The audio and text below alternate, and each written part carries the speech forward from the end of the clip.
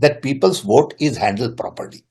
वो तो election commission का काम है, वो इंडिपेंडेंट है, वो क्यों सुन रहे हैं गवर्नमेंट सरकार की बात?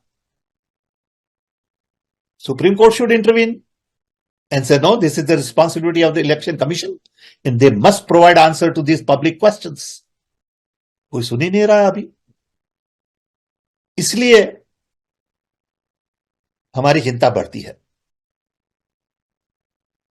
बड़ा सिंपल है। लेकिन सर एक बड़ी बात यह है कि जब अब 5 स्टेट्स के इलेक्शन होते हैं, तेलंगाना में तो कांग्रेस पार्टी जीतती है, बाकी स्टेट्स में आप हारते हैं, लेकिन यहां आप जीतते हैं। इससे पहले भी आप इलेक्शन हिमाचल में जीते, आप कर्नाटका में इलेक्शन जीतते हैं। तो फिर ये बात कैसे ये बात जस्टिफाई हो पाती है पब्लिक के सामने या पूरे सिस्टम के सामने कि जिसपे आप ईवीएम पे अगर आपको कोई शक है तो ईवीएम वहां पे कांग्रेस पार्टी या और पॉलिटिकल पार्टियां जो है जो अपोजिशन की पार्टियां हैं वो कैसे जीत रही हैं, अगर एक पर्टिकुलरली एक पार्टी और एक सेंट्रल गवर्नमेंट पे ही अगर आप निशाना साध रहे हैं तो? देखिए, कौन जीता कौन हारा ये सवाल नहीं है। अगर आप मैनिपुलेट कर सकते हैं तो आपको सब जगह जीतना जरूरी नहीं है, आप किसी को दूसरी जगह भी जिता सकते हैं। यह सवाल कौन जीता कौन हारा का नहीं है, यह सवाल कांग्रेस और बीजेपी का नहीं है, यह सवाल सिटीजन वोट का है। समझिए, यह सवाल सरकार का भी नहीं है, यह सवाल बड़ा सीधा सिटीजन वोट का है।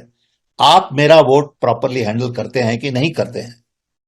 हमें ऐसा लग रहा है कि प्रॉपरली हैंडल नहीं हो रहा है, तो आप प्रूव कर दीजिए। प्रॉपर हैंडल करना हो तो आप हमें पेपर रिसीट दीजिए और हमारी पेपर रिसीट भी काउंट करिए। इलेक्शन कमीशन कह रहा है कि उससे ज्यादा टाइम लगेगा, लगने दो ज्यादा टाइम। कितना टाइम लगेगा? वो कह रहे हैं 3 दिन ज्यादा लगेंगे, और फिर 5 दिन ज्यादा लगने दो, क्या फर्क पड़ता है? हम ये नहीं कह रहे कि कौन कर रहा है, हम किसी पे उंगली नहीं उठा रहे हैं। हम तो यही कह रहे हैं कि there is a trust deficit. ये जो सिस्टम बनाई है वो फुल प्रूफ नहीं है। बहुत सारे लोग हमारे पास आते हैं, बोले हम इसको मैनिपुलेट करके बताएंगे आपको। कोई कह रहा है हम सैटेलाइट से मैनिपुलेट करेंगे, कोई कह रहा है हम इससे मैनिपुलेट करेंगे। पता नहीं क्या सच है क्या झूठ है, लेकिन इतनी सिंपल बात जो है कि हमारा वोट जो आप प्रिंट करते हैं वो 5 दिन के बाद पढ़ भी सकते हैं हम। That is not acceptable. It is put in a dabba which is connected electronically. That is not acceptable. You don't give me the paper receipt, you show it to me for 7 seconds. That is not acceptable. खत्म। आप इतना कर दीजिए भैया, सीधी बात है, हमारा विश्वास बढ़ जाएगा। फिर कौन जीतेगा कौन हारेगा वो तो देखेंगे, ये तो चलता ही रहता है। आज आप जीते कल दूसरा कोई जीतेगा। That is what democracy is. So don't get hung up on कौन जीतेगा कौन हारेगा। Do the right thing. Sir आपको लगता है कि जो आप कह रहे हैं बात को, इसको प्रूव किया जा सकता है? क्योंकि ये बात पब्लिक फोरम में है तो करना है कि क्या प्रूफ? मैनिपुलेट होता है कि आप जैसे आप कह रहे हैं कि कुछ लोगों ने कहा सैटेलाइट से और सब चीजें, इसको कैसे आप प्रूव कर पाएंगे कि ऐसी चीजें हैं? और वीवीपैट की बात तो जो है 100% वीवीपैट की बात पॉलिटिकल अपोजिशन पार्टियों का एक फोरम भी कर रहा है, जिसमें दिग्विजय सिंह हैं, लेफ्ट पार्टीज के बहुत सारे लोग हैं, उन्होंने शायद मुलाकात भी करी है चुनाव आयोग से जाके इस बारे में। तो इसको आप लोग आके कैसे प्रूव कर सकते हैं, पहला सवाल। और दूसरा ये कि इसको फोरम को आगे कैसे लेके जाएगी कांग्रेस पार्टी, और क्या इंडिया ब्लॉक के लोग को भी इसको डिस्कशन करेंगे या करना चाहिए? हम सैटेलाइट से इंटरवीन करने की बात नहीं कर रहे हैं। हम तो एक बड़ी सिंपल बात कर रहे हैं जो सिटीजन्स कमीशन रिपोर्ट में लिखी है, वो कि आप प्रिंटर बदलिए, हमें पेपर रिसीट दीजिए, हम एक डब्बे में डालेंगे पेपर रिसीट को, और वो paper receipt you have to count, and the count of the electronic and the paper receipt should be matched. Okay, that's all. उतना करिए, हमारा ट्रस्ट बढ़ जाएगा। अब कोई कह रहा है सैटेलाइट से मैनिपुलेट होता है, वो उनको करने दीजिए. We are not talking about that right now. Political party को क्या करना, वो उनकी जवाबदारी है.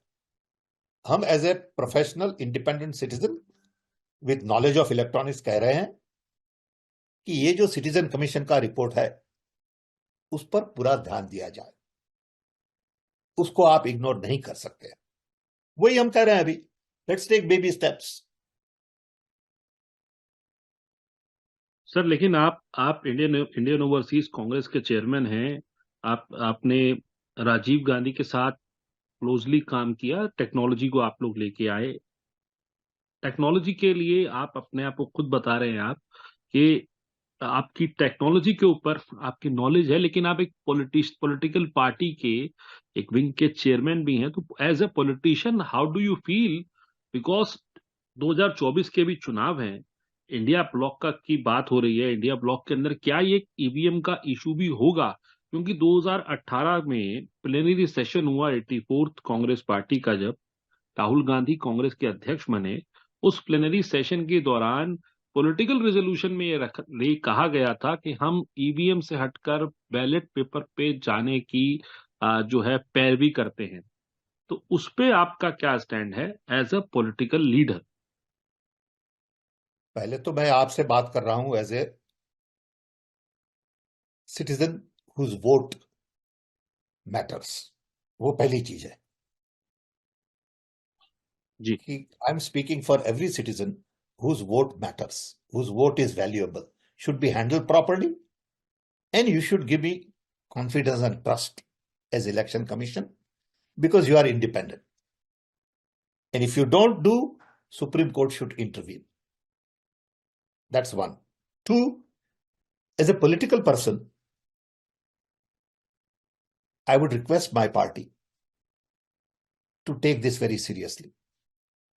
I would request all the alliance members to pay much more attention to this than you have paid. It is not a simple issue.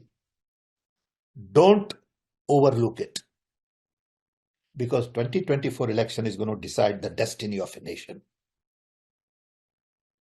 It is going to decide the path that India takes in the future. And I'm worried about it. I'm worried about it because I see too much importance given to religion. I see that democracy is being undermined. When Prime Minister of a country for 10 years does not give a press conference, that bothers me. When everyone thinks that everything good that happens in the country is only because of Prime Minister, that bothers me.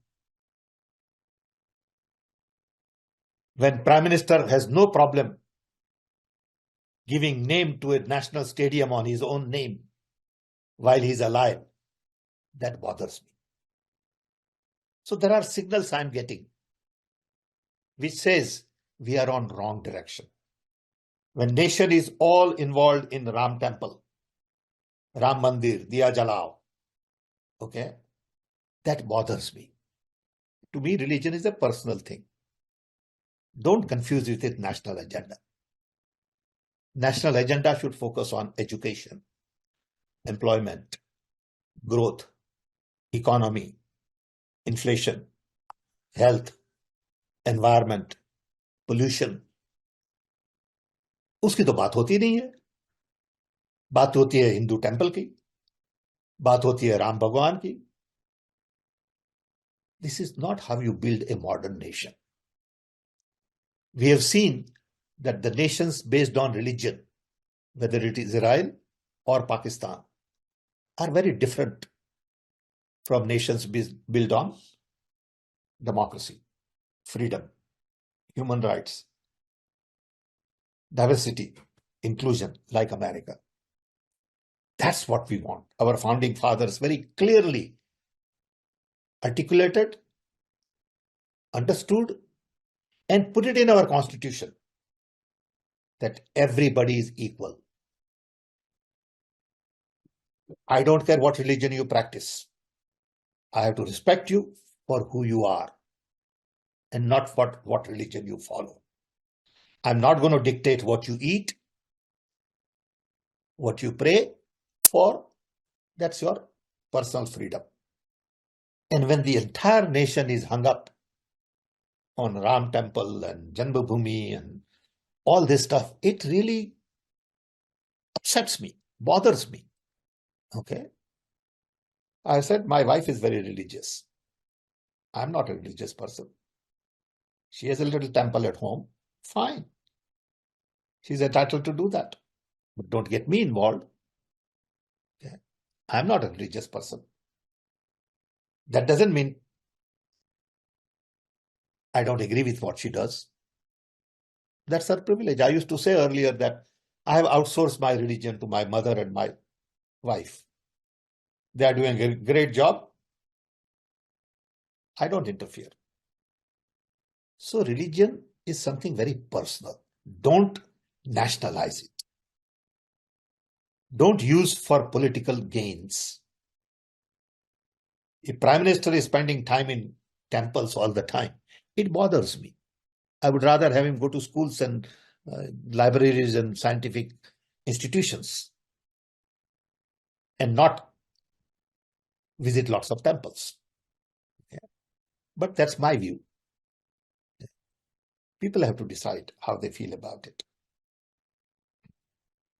Sir मैं आपकी बात समझूं, अगर आप कह रहे हैं कि मैं रिलीजियस नहीं हूं, मैं धार्मिक नहीं हूं, मेरे परिवार में लोग धार्मिक हैं, तो आपको धर्म से कोई दिक्कत है या धर्म से कोई दिक्कत है या प्रधानमंत्री धार्मिक बात करते हैं इस चीज से दिक्कत है? मुझे धर्म से कोई दिक्कत नहीं. मैं यही कह रहा हूं कि धर्म रखिए, लेकिन उसको पॉलिटिक्स में मत लगाइए.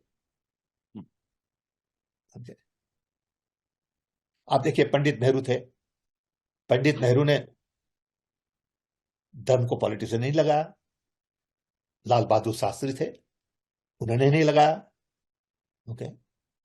It is okay to go visit temple once in a while if you wish. That's okay. Perfectly normal. But you can't make that the main platform. 40% of the people vote for BJP. 60% of the people do not vote for BJP. आप prime minister सबके हैं. आप prime minister party के नहीं हैं. And that's the message people of India want Prime Minister to have. Saying, Mr. Prime Minister, you are not a Prime Minister of BJP. You are Prime Minister for everybody.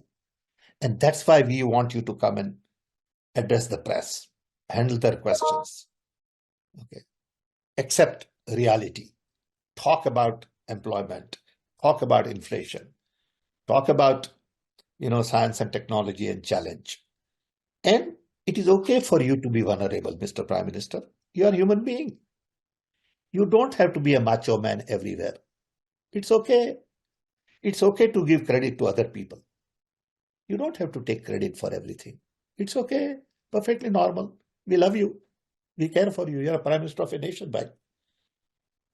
Okay. So be nice to opposition. Don't be nasty. It doesn't suit my Prime Minister of a country of 1.4 billion people to talk down on opposition. It doesn't look good. Once in a while, it's okay. But you can't be hammering day in, day out. It's not decent. I want my Prime Minister to be decent. This is me. This is my view.